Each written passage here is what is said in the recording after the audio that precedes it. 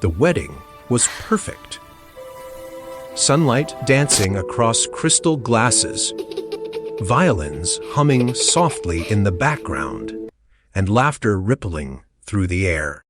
Every detail was flawless until the heavy doors creaked open. All heads turned. A 9-year-old boy stood there, barefoot, dusty, clutching a tiny newborn wrapped in a faded blue blanket.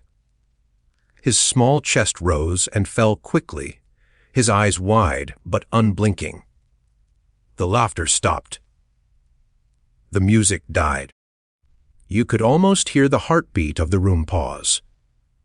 He looked lost, terrified, but determined. And in that moment, every person in that grand hall, dressed in silk, sequins, and pride, froze in silent disbelief. The bride, Emma, instinctively stepped back. The groom, David, frowned in confusion. The priest looked toward the boy as if he'd stepped out of another world. The child's voice trembled. "Please, can you help us?" No one moved.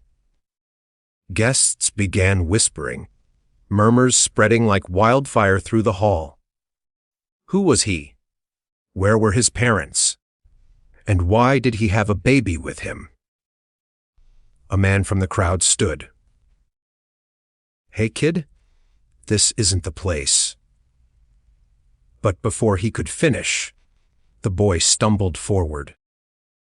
His shoes, or what was left of them, scraped against the marble floor. The baby in his arms whimpered softly. "Please," he said again, this time more desperate. "I think she's hungry." Emma's heart tightened. The softness of his voice, the fragile way he held that baby. It cut through the glamour like lightning through glass. She rushed toward him, ignoring the whispers. "Hey," she said gently, kneeling down in her white gown. "It's okay." "What's your name?" He hesitated. "Eli." "And the baby?" His eyes lowered. "Leela." Emma smiled softly, but before she could speak, he blurted out, "She's my sister." Gasps filled the air. The groom took a step forward. "Where are your parents, son?" Eli looked up, his lips trembling. "They're gone. My mom, she told me to come here before she—" His voice cracked. "She said someone here would help us." A chill swept the room. Emma's eyes flickered toward David, whose expression shifted from confusion to something else, recognition. He stepped closer, studying the boy's face. "Your mother," David said quietly. "What was her name?" What Eli clutched the baby tighter. "Anna. Anna Rivers." David froze. The crowd watched as something heavy dropped in the groom's chest. His breath caught, his hands began to shake. He turned pale. "Anna," he whispered. "Oh, God." Emma looked at him, confused.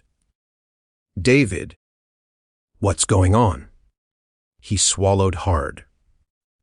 "Anna, she used to work for my family years ago. She disappeared suddenly. I didn't know she had children." Eli's eyes filled with tears. She said, "You'd know what to do." David's world tilted.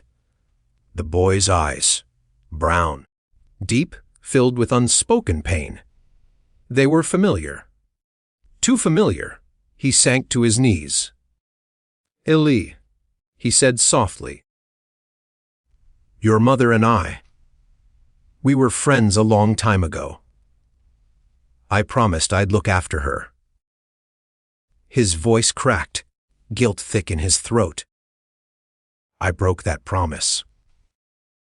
The crowd was silent. The air seemed to hold its breath. Emma's own heart trembled as she touched Eli's shoulder. "You did the right thing coming here," she whispered. Tears rolled down the boy's cheeks. "She told me to find you before she went to heaven," she said. "You'd keep Leela safe." The baby stirred, tiny fingers clutching his shirt. Emma gently lifted the newborn from his arms. The little one's soft cry echoed through the vast hall. Pure, alive, pleading. Guests who had been filming moments earlier now wiped their eyes. The priest quietly removed his glasses, whispering a prayer under his breath. David stood up slowly, looking at the boy. "Ali," he said softly, "you're not alone anymore." The boy blinked. "But the wedding." David turned toward Emma, who stood holding the baby, her eyes glistening. She smiled faintly. "Maybe this is exactly how it was meant to happen." The audience watched as the groom took the boy's hand, guiding him to stand beside the bride. Emma adjusted her veil, now slightly crumpled, and reached for the baby again. There, at the altar, beneath 1,000 flowers and a sky of chandeliers, the meaning of family changed.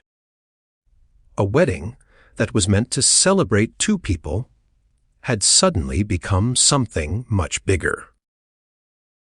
The photographer, without even realizing it, began to snap new pictures, not of rings or roses, but of a moment no one could have scripted. The boy looked up at Emma and whispered, "She said she wanted us to have a home." Emma smiled through her tears. Then she got her wish. And just like that, the violinist began to play again. Not the elegant wedding march, but a gentle lullaby. The kind you'd sing to a child. Guests rose, hands on hearts, some crying, some smiling. The air was full of something invisible yet real. Grace. Outside, sunlight broke through the clouds, spilling gold across the church steps.